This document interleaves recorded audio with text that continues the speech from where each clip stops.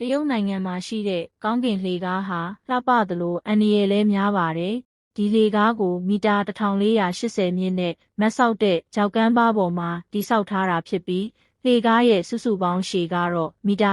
168ရှိပါတယ်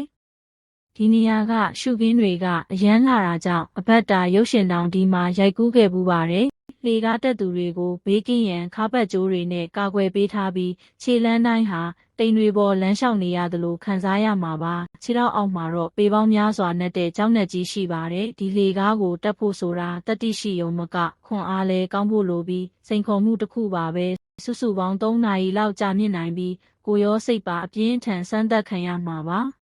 စိတ်လှုပ်ရှားစရာကောင်းတဲ့ဒီနေရာကိုတတိရှိတဲ့ခရီးသွားတွေအများကြီးလာရောက်စိန်ခေါ်ကြပါတယ်ထိတ်ဆုံးကိုအောင်မြင်စွာရောက်တဲ့အခါမှာတော့ပေါ့ပါးလန်းဆန်းတဲ့ခံစားချက်ကိုရရှိမှာပါတင်ရောစိတ်လက်ပေါ်ပါသွားအောင်တက်ကြည်တင်ပါတယ်